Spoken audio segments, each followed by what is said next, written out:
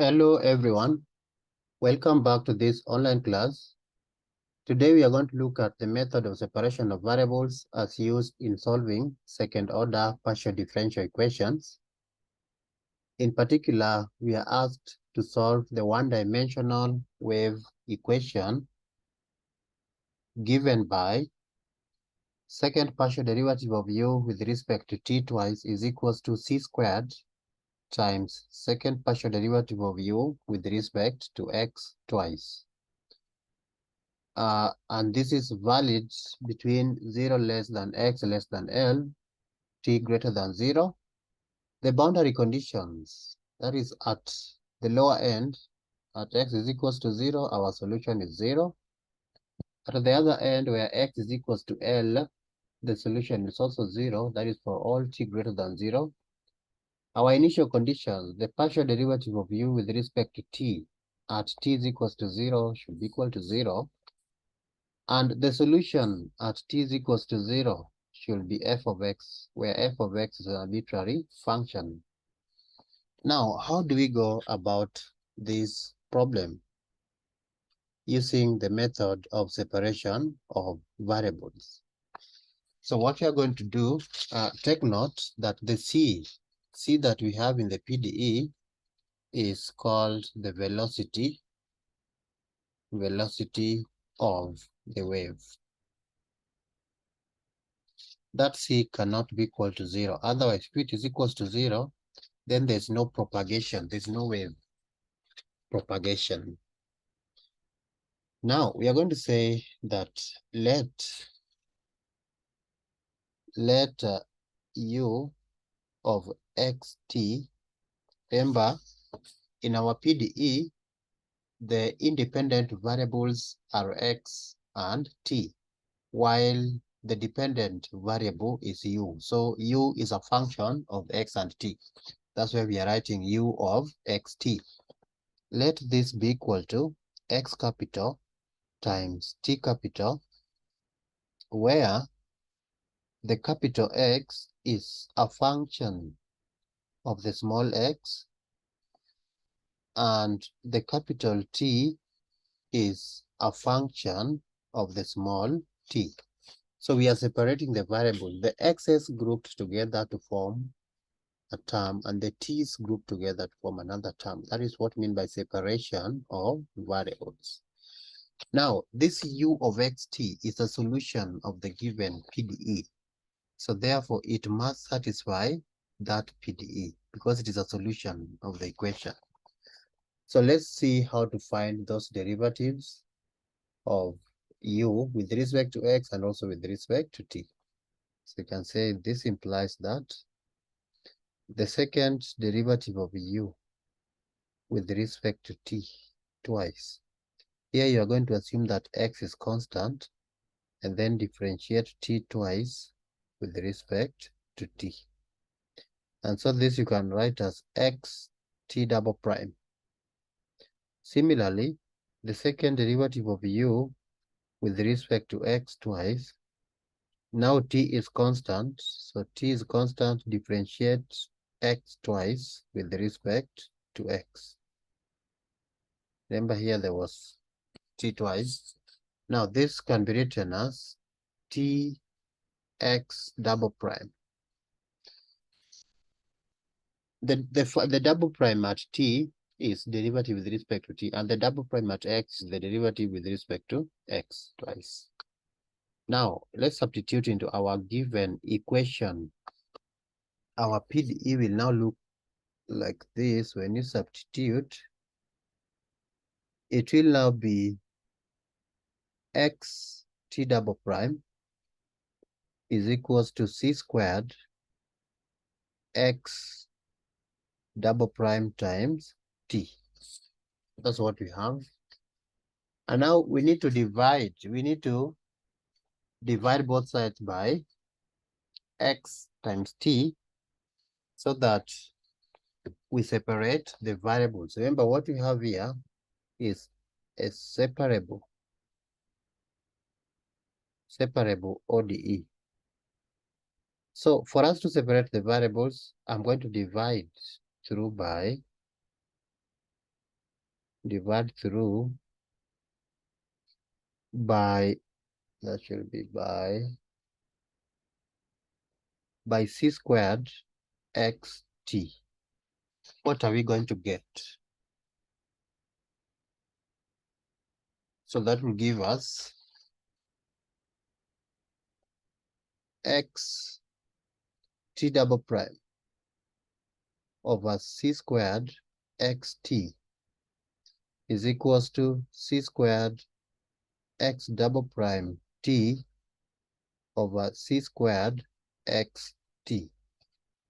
And so we can now simplify. I can see the x will cancel with this, c squared will cancel with this, the t will cancel. So what we have is t double prime over c squared t is equals to x double prime over x. Look at this equation. The left-hand side is purely a function of t only. This is a function of t only. What about the right-hand side? A function of x only. So right here, this is a function of x only. And we are saying the left-hand side is equals to the right-hand side. For this equation to be true, it means each side must be equal to a constant k. K here is a real constant. It's a real constant. A real constant. It's a real number. Remember, real numbers, if I draw the number line,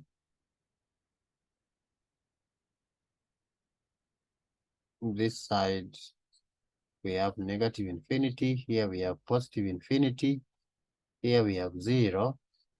So there are three cases that you can consider, that either k can be equal to 0, or k can be a number less than 0, or k can be a number greater than 0. K is a real number. K belongs to the set of real numbers. So we are going to consider three cases. So let's call this equation star. Equation star. And so we consider three cases. Case one. Case one is when k is negative, k less than 0.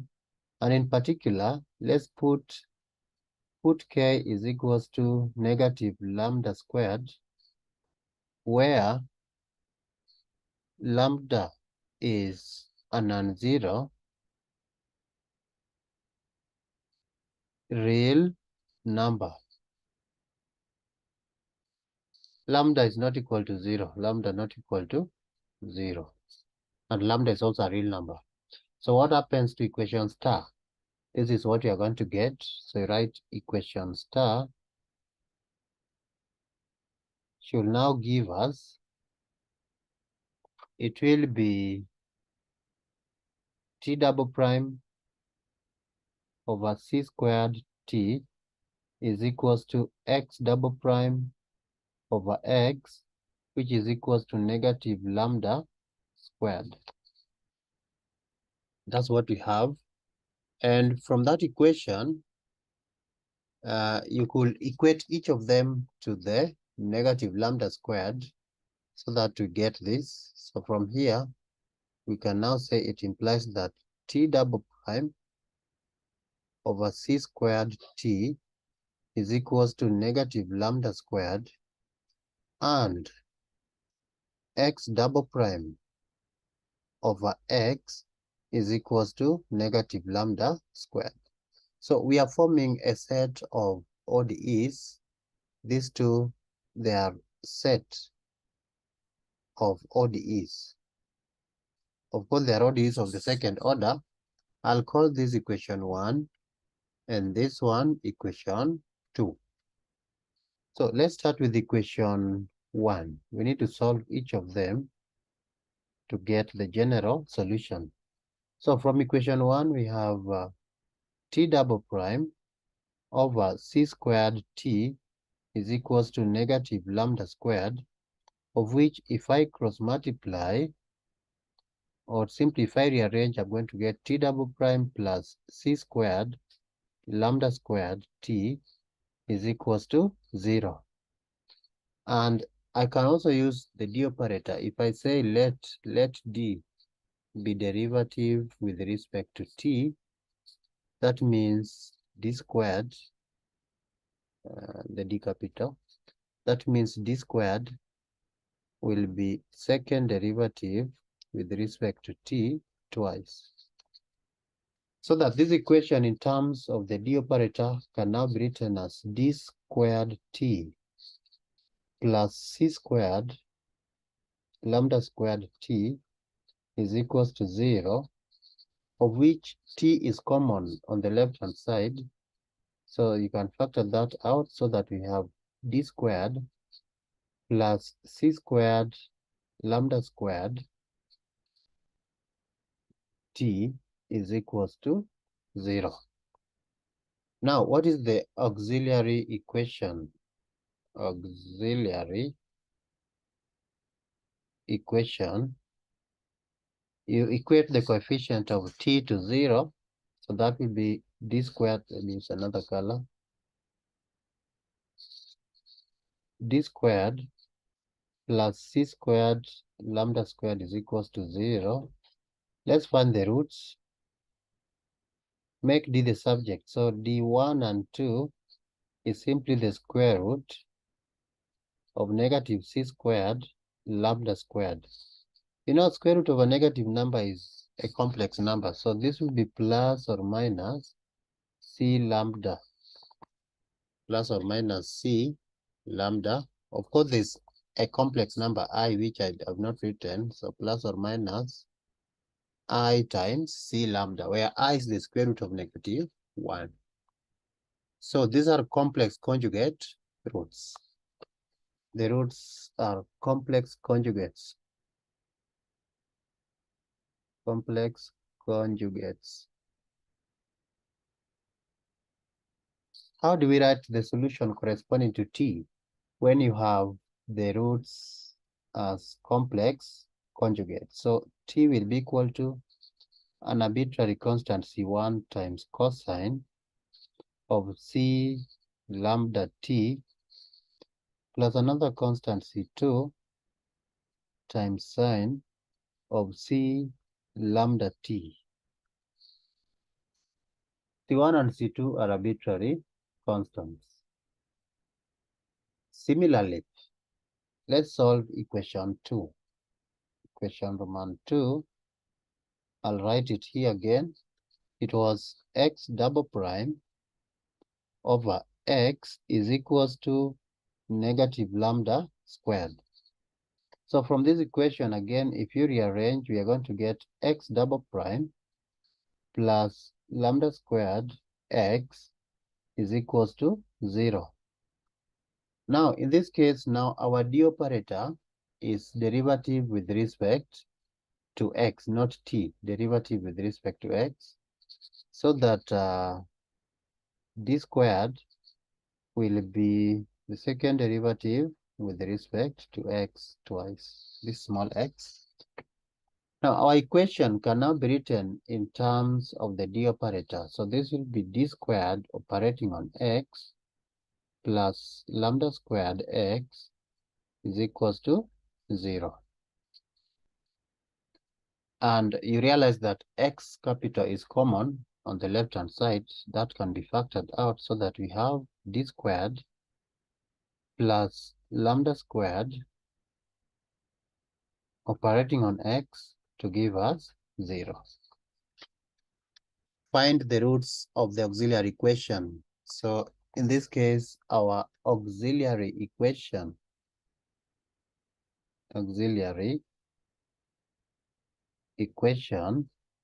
is d squared, another color, use another color. So we'll have d squared plus lambda squared is equals to 0. So what are the roots? of this equation, make D the subject. So we'll have two roots because of the square root. So that will be the square root of negative lambda squared, which is again another complex number plus or minus I lambda. That's what we have. So again, these are complex conjugates. The roots are complex conjugates. How do we write our general solution corresponding to the variable x capital? So therefore, our x capital is now equal to another constant, call it C3 cos lambda x plus C4 sine lambda x, where C3 and C4 are arbitrary constants.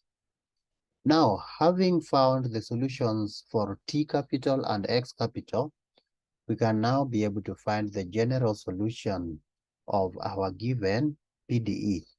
So general solution of the PDE.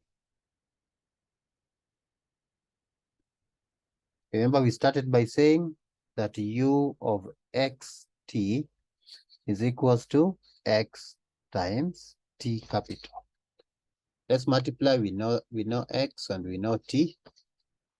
Our x is equals to C3 cosine of lambda x plus C4 sine of lambda x times our t, which is C1 cosine of C lambda t plus C2 sine of C lambda t. That's our general solution. Now, the next thing is to apply the boundary conditions. So we are going to apply the boundary conditions to get the values of those arbitrary constants. Remember, we have two boundary conditions, so you can write here, apply the boundary conditions.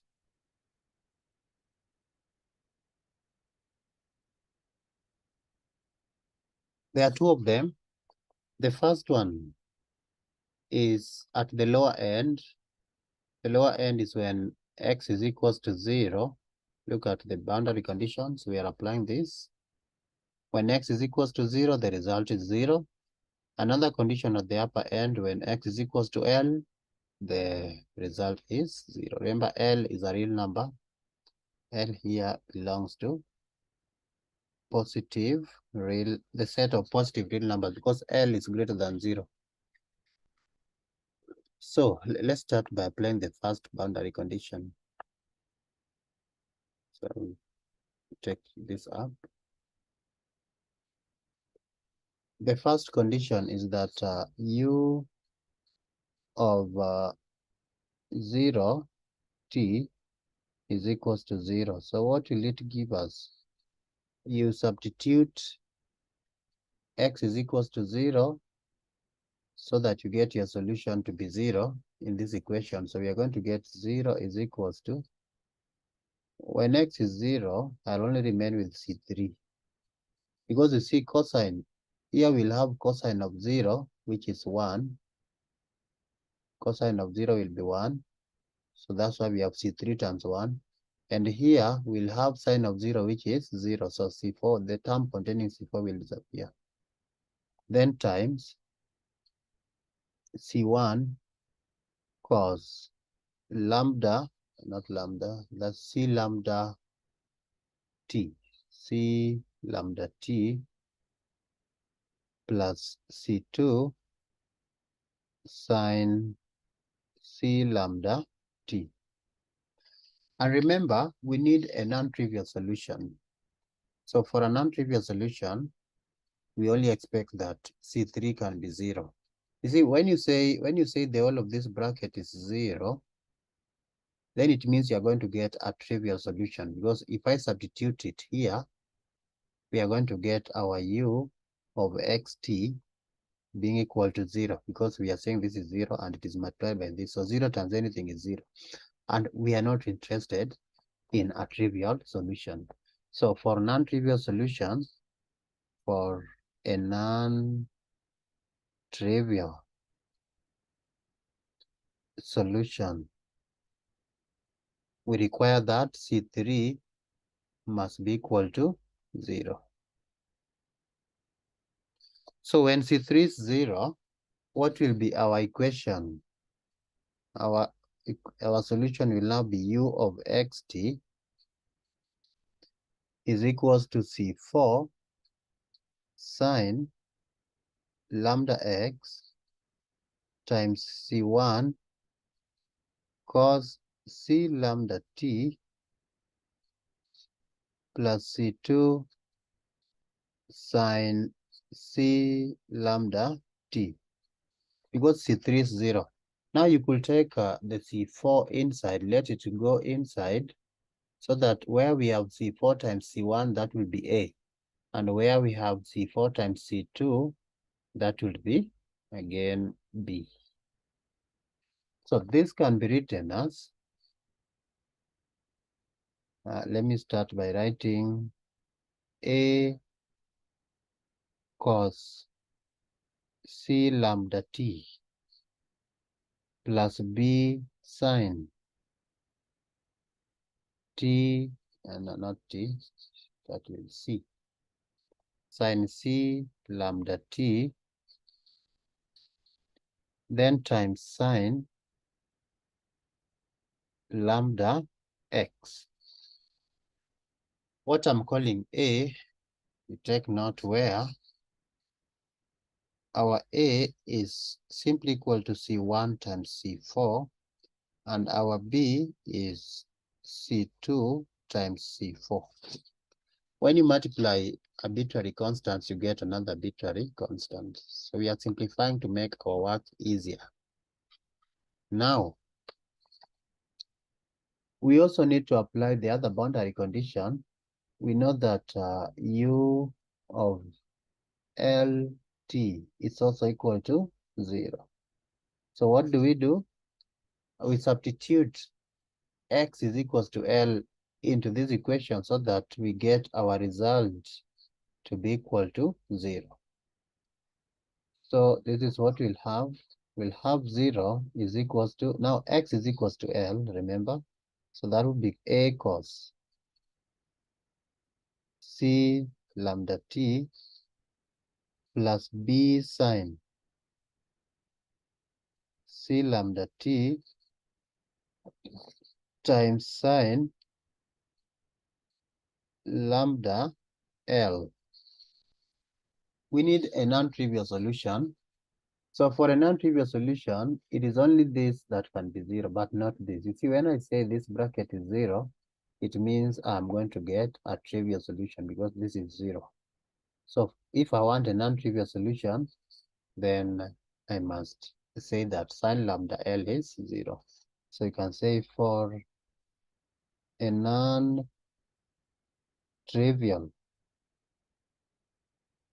solution, we require that sine of lambda L is equals to 0. You see, for you to get lambda L, you'll find sine inverse on both sides. Sine inverse of 0. There are so many angles whose sine is 0. So therefore, sine inverse of 0 will give you so many of those results, n pi, where pi is 180 degrees and n is a natural number. So even here, this lambda, you can talk of lambda n L. There are so many of those lambdas depending on the value of n. N is equals to 1, 2, 3, etc. A natural number. So you can make lambda n the subject. That will give you n pi over L. where n is a natural number.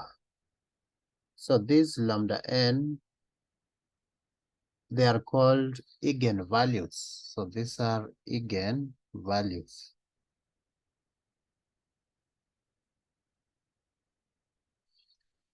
Now, how do we find the corresponding eigenvectors? To find the corresponding eigenvectors, we go back to this equation. There will be so many of those not eigenvectors, but eigenfunctions, correction. We need to find the corresponding eigenfunctions, not eigenvectors. So the eigenfunctions are given by eigenfunctions.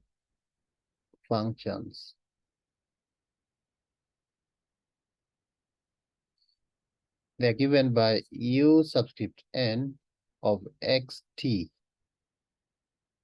is equals to, there are so many, a subscript n cosine of c lambda n t plus b subscript n sine of c lambda n t, then times sine of lambda n x. If I replace lambda n, what will I get?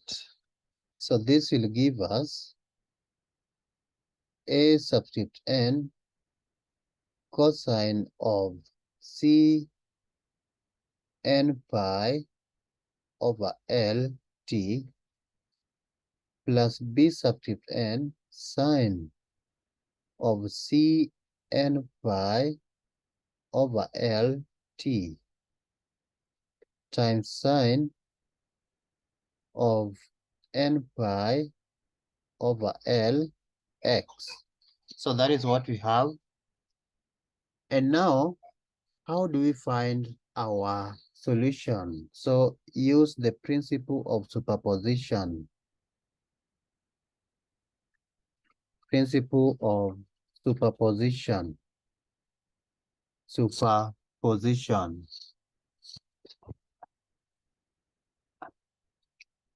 Superposition.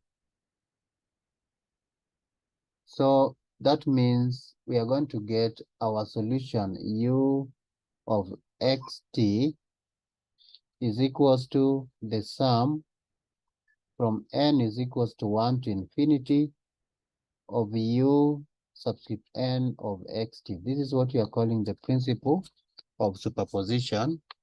And so that will be equal to the sum of everything that we have there. Let me write it here.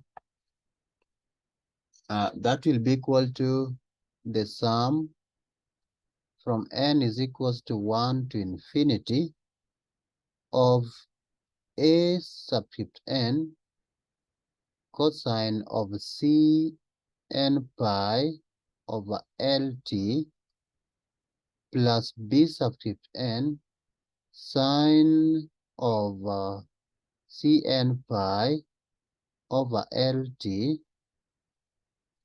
times sine of n pi over l x. That's what we have. We can write or u of xt. So that's our solution. The next thing is apply the initial conditions. So we are going to apply the initial conditions to this equation. Look at the one I have ticked, so that we can be able to get our particular solution. So the first initial condition is where we have derivative of u with respect to t being equal to 0 at t is equals to 0. So what I'll need to do, let me write the condition. You need to apply u subscript t of x0 is equals to 0.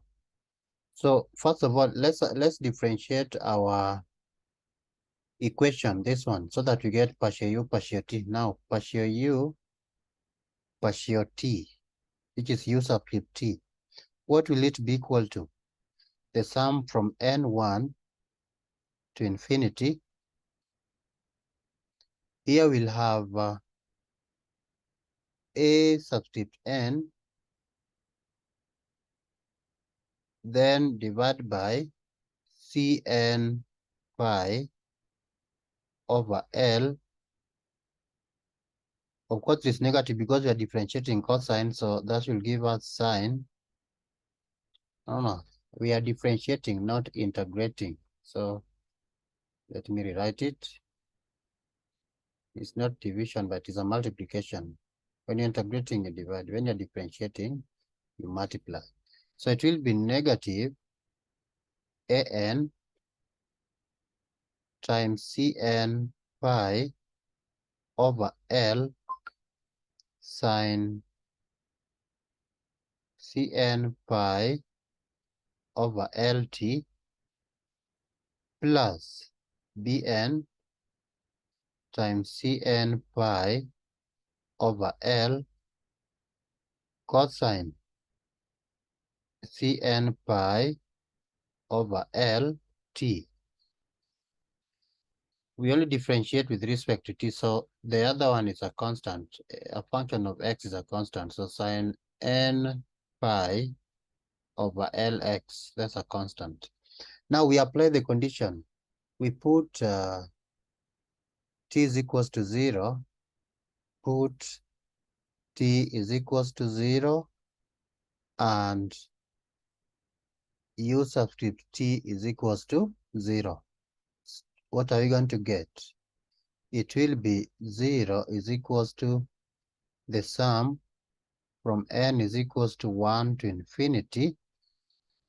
When t is 0, remember sine, of course, here now we'll have sine 0, which will be 0, sine 0, and cosine of 0 will be 1. So here we'll have 1, and here we'll have 0.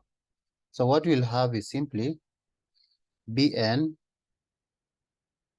times cn pi over L times cos 0, which is 1, then times sine of n pi over L x. Remember t was 0. So where you have sine 0, that is 0. And where you have cos 0, it is equal to 1. So from here, what do we get as our b subscript n? So from here, it is clear these are French Fourier sine series. So bn is simply 2 over L times the integral from 0 to L.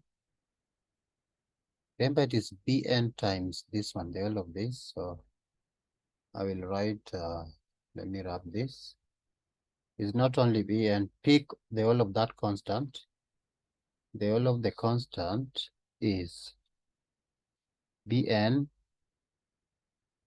times cn pi over L. We are picking the whole of this and equate it to 2 over L, the integral from 0 to L of 0 times sine n pi over L x dx. And what is the result here? It is 0. So therefore, when you make b subscript n the subject, you get 0. So that's what we have there. Remember, this was half range Fourier sine series. So our b subscript n is 0, and so we'll replace it back to our equation so that we see what we have. So when you substitute b subscript n is equals to 0 into this equation, what are we going to get? So let me write it down here. Our new solution will now be equal to, so you can just say hence, let me use another color, hence our solution u of xt is now equal to the sum from n is equals to 0 to infinity. Now we'll have a subscript n cosine of Cn pi over L t. The other one is 0 because b subscript n is 0, then times sine of n pi over L x. So that's what we have as our refined solution. We still have another initial condition to apply. That is u of x0 is equals to 0. So what are we going to get? It's not equal to 0. It was equals to f of x, a correction. So the second initial condition that u of x0 is equals to f of x. F of x, where f of x is an arbitrary function. So that means I put t is equals to 0 in this equation that I've ticked, and our u should be equal to f of x. So this is what you need to get, that f of x, which is now the new solution when t is 0, should be equal to the sum from n is equals to 0 to infinity a subscript n. Remember, cosine of 0 is 1. That's why we have a subscript n, then times sine n pi over L x. That's what you're getting when you substitute t is equals to 0. This is half-range Fourier sine series of f of x. The one that I've bracketed is half-range. Let me write it here. It is half-range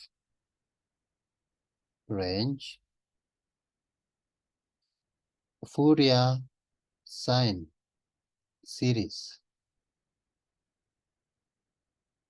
of f of x. So how do we get the Fourier coefficient a subscript n? A subscript n is the Fourier coefficient, and it is given by a subscript n is equals to 2 over L times the integral from 0 to L of f of x times sine n pi over Lx dx. So that if you knew the arbitrary function f of x, you could use integration by parts to get the a subscript n. That is if f of x is known. So this is called the Fourier coefficient.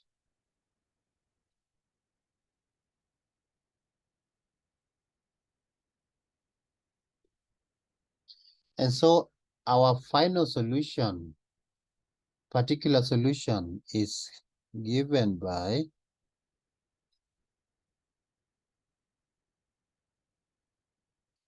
it is u of xt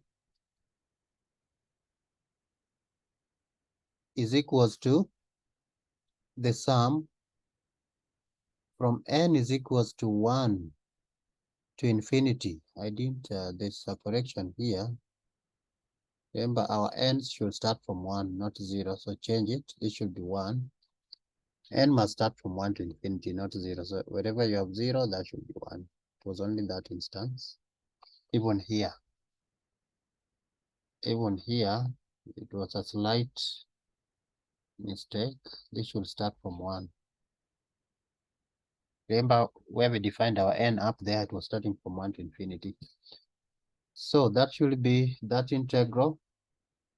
The summation of a subscript n is the integral, simply 2 over L times the integral from 0 to L of f of x sine n pi over L x dx. Then there is cos Cn pi over Lt times sine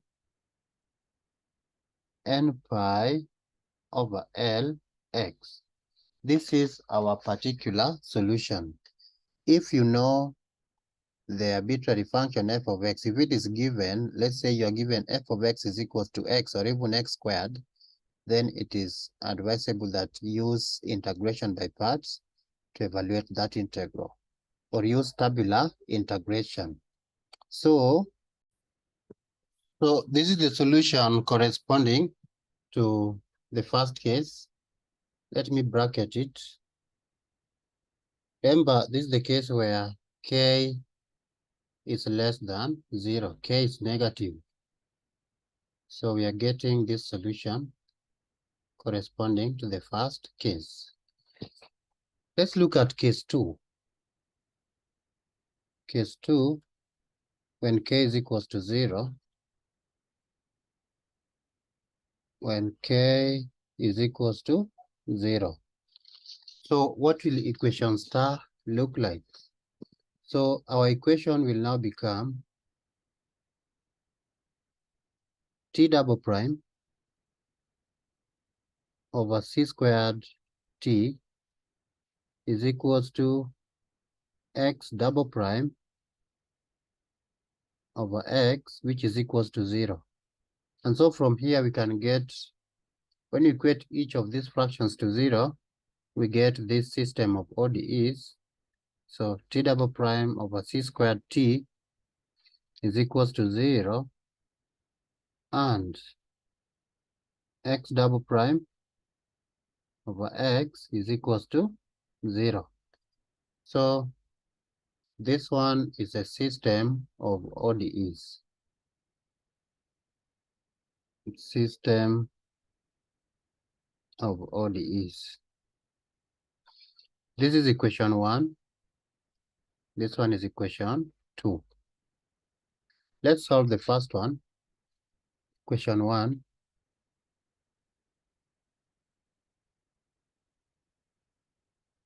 If I cross multiply, let me write it, t double prime over c squared t is equals to 0, of which if you cross multiply, you get t double prime being equal to 0. The second derivative of t is equals to 0. So what is t? You see, this could be written as d squared t is equals to 0. So therefore, t is d raised to negative 2 of 0. That means the integral operator. So we are going to integrate 0 twice. What will it give us when you integrate 0 twice? So when you integrate 0 for the first time, you'll get d raised to negative 1 of, this is the same as d raised to negative 1 of 0. That's what we have. D raised to negative 1 is the integral of 0, which is a constant. So you can just say, or t is equals to d raised to negative 1. The innermost will give us a constant, call it C1. Again, when you integrate a constant, you'll get this. You'll get C1t plus another constant C2 of integration. So that's our t. What about equation 2? Equation 2, we have x double prime over x is equals to 0. This means when I cross multiply, I'm going to get x double prime is equals to 0. So in terms of the d operator, we'll write this as d squared x is equals to 0. And so therefore, x is the same as d raised to negative 2 of 0. Integrate 0 twice, you're going to get c3x plus c4. c3 and c4 are arbitrary constants. Similarly, C1 and C2 are arbitrary constants. So therefore, our general solution can just write hence the solution u of xt, u of xt is equals to x times t, which when you multiply, you're going to get our x is C3x plus C4, and our t is C1t plus C2. Let's apply the boundary conditions to this solution.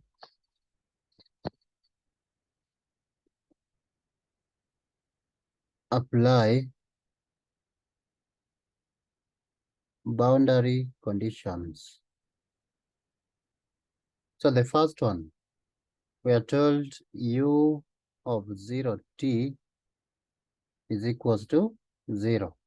So what does it mean? This means that you see here we have u of xt. So when you put x0, you should get the answer to be 0. So 0 is equals to C4 times C1t plus C2. And I told you the solution of interest to us is a non-trivial solution. So under what condition will we get a non-trivial solution? So you can just write for a non-trivial solution. For a non-trivial solution, C4 must be equal to 0. Because you see the other one, if I say C1t plus C2 is equals to 0, I am going to get the trivial solution. If this is 0, I'm going to get u of xt is equals to 0. So C4 must be 0. So therefore, back to this equation where C4 is 0. So we'll now talk of u of xt is equals to C3x times C1t plus C2. And you can take this C3 inside. Let us simplify our solution. When you take it inside, we are going to get x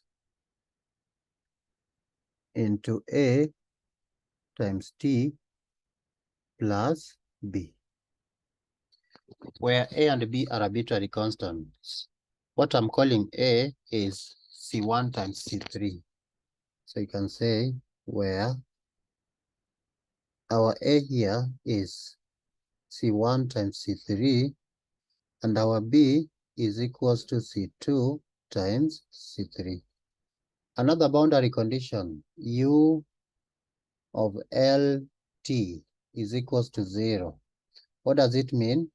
That you substitute x is equals to L and u is equals to 0 to get those constants. So I'm going to substitute into this equation. Look at the one I have ticked. So 0 is equals to, where there's x, we put L, AT plus B. L times AT plus B is equals to 0. But we said L is not equal to 0, but L cannot be equal to 0. Therefore, we only remain with AT plus B being equal to 0. Because you see, when you multiply two factors and the result is 0, either of them is 0. But if you know that one of them is not 0, then automatically the other one is 0. So where there is AT plus B, we put 0. So you see here, it will be 0 here. And so it means even our u of xt will be equal to 0. So you can just say that therefore u of xt must also be equal to 0. So this one here is our solution corresponding to the k being equal to 0. This is a trivial solution. Trivial solution.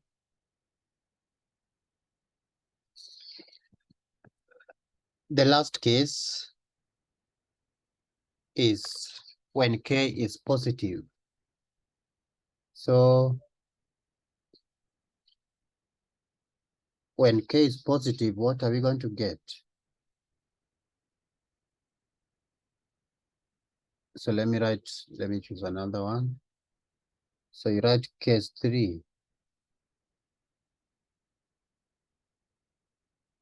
Case 3, k is greater than 0.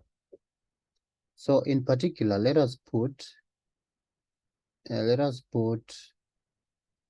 k equal to positive lambda squared, where lambda is a non-zero real number. Lambda is real but not equal to 0. If that's what we have, then how will equation star look like? So we go back to equation star. Equation star was up there. Remember it, you can go up so that you check your equation star, and where there is k, you put positive lambda squared. So our equation star will now be t double prime over c squared t is equals to x double prime over x, which is equals to positive lambda squared. And from this equation, it will give rise to this system of ODEs, t double prime over c squared t is equals to lambda squared, and another one is x double prime over x is equals to lambda squared. So this is a set of ODEs. This one is a set of ODEs. Let me write that. Set of ODEs. So let's assign them. This is equation 1, and this other one is equation 2. Solve them independently. The first equation, let's write equation 1.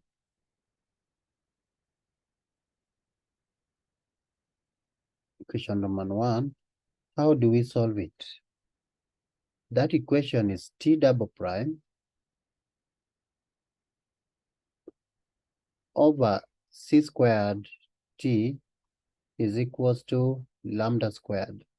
If you cross multiply and then you rearrange, you're going to get t double prime minus c squared lambda squared t is equals to 0, of which in terms of the d operator, we'll now be talking of d squared minus c squared lambda squared operating on t to give us 0. These are homogeneous ODE of the second order. Remember where the d operator here, the d squared is simply this one, d squared dt squared. Don't confuse it. And the d is derivative with respect to t in this case. So our auxiliary equation,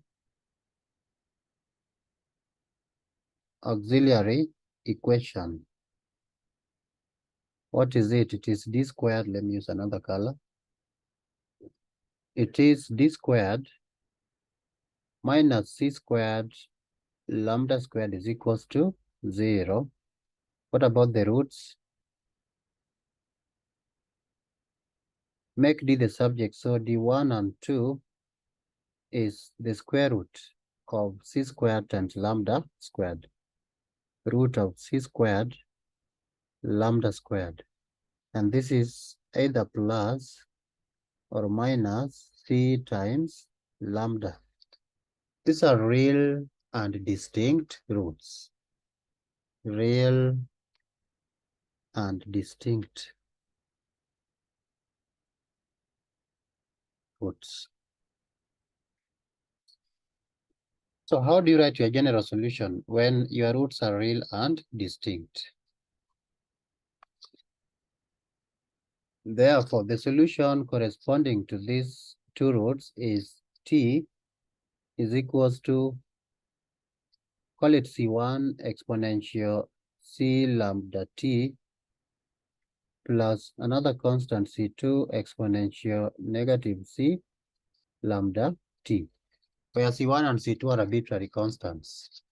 Similarly, let's solve equation 2. Equation number 2. That equation is x double prime over x is equals to lambda squared. So when you cross multiply and you rearrange, you're going to get x double prime minus lambda squared x is equals to 0. And then in terms of the d operator, this will be d squared minus lambda squared. The whole of this is operating on x to give us 0. Again, this is a homogeneous ODE of the second order. Now in this case, our d squared is now derivative with respect to x. That's the second derivative, so this is squared. Don't confuse with equation 1, don't confuse the two. So that our auxiliary equation, I'll just abbreviate it to aux to mean auxiliary equation. Another color, you're not going to talk of d squared minus lambda squared is equals to 0. So what are the roots? The roots, there are two, d1 and d2 is equals to the square root of lambda squared. You see, square root of a number is either plus or minus. So plus or minus lambda. Again, these are real and distinct roots. The roots are real and distinct. That should be distinct.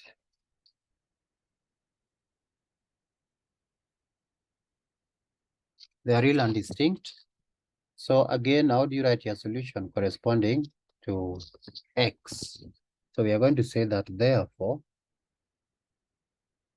x is equals to a constant, call it C3 exponential lambda x plus another constant C4 exponential negative lambda x, where C3 and C4 are arbitrary constants. So our general solution, which we can just write hence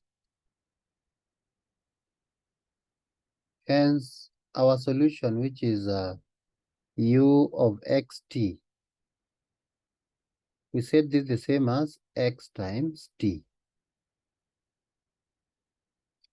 We know x and we know t, so let me write our x was C3 exponential lambda x plus C4 exponential negative lambda x. That is x. And then the t, we got C1 exponential C lambda t plus C2 exponential negative C lambda t. That's what we have. Now, let's apply the boundary conditions. There are two boundary conditions. So you can write apply the boundary conditions. Apply the boundary conditions. The first one is u of 0t is equals to 0. Remember here you could have written u of xt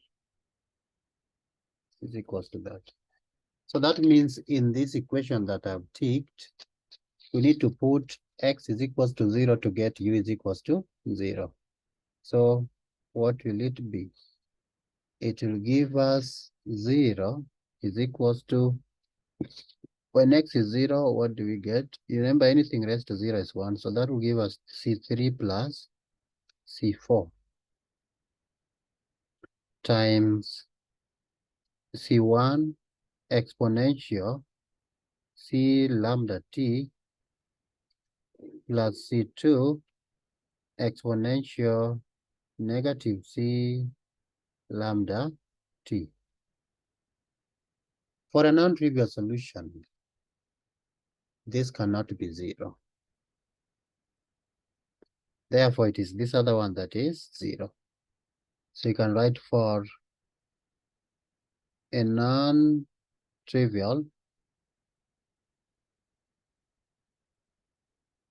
solution, it is C3 plus C4 that should be 0. So therefore, from here we can get C4 is equals to negative of C3. And so replace it back to this equation. Where there is C4, you put negative C3. So it is this one. This one is negative C3. So you see C3 is common, so you can factor that out. So you can just say that therefore, our solution reduces to this form. U of xt is equals to C3. Then we have exponential lambda x minus exponential negative lambda x times C1 exponential C lambda t plus C2 exponential negative C lambda t. And I can take the C3 inside, let it multiply these other constants to get another constant. Here we'll call it A, and when it multiplies C2, we call it B. Because we know when you multiply any two constants, arbitrary constants, you get another arbitrary constant. So this can be written as exponential lambda x minus exponential negative lambda x. Here now we have A is the same as C1 times C3, A exponential C lambda t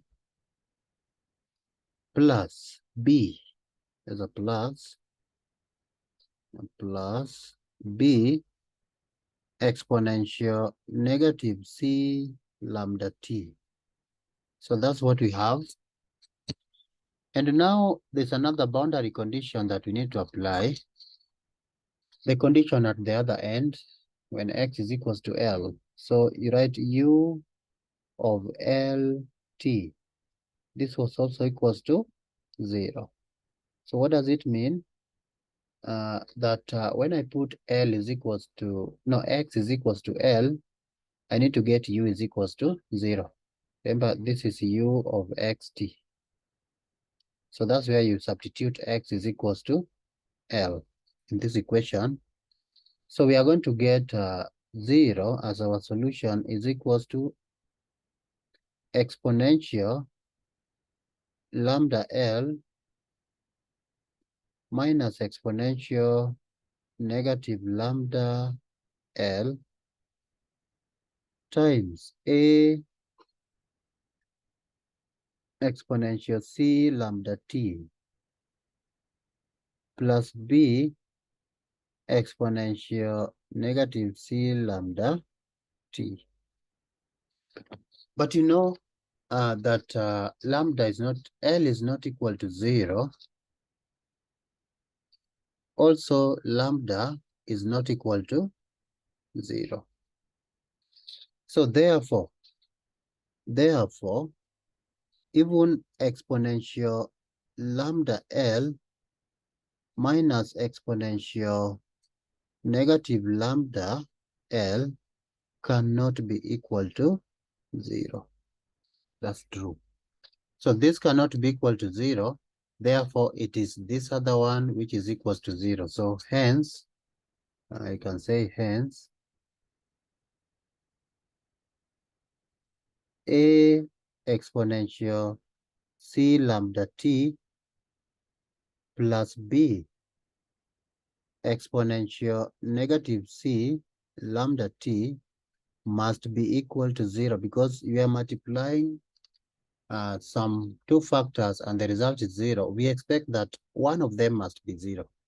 If you know the other one is not 0, then automatically this other factor must be 0. So let's see how our solution will now look like. Look at this. We are saying that the whole of this is 0. So what will be our u of x t?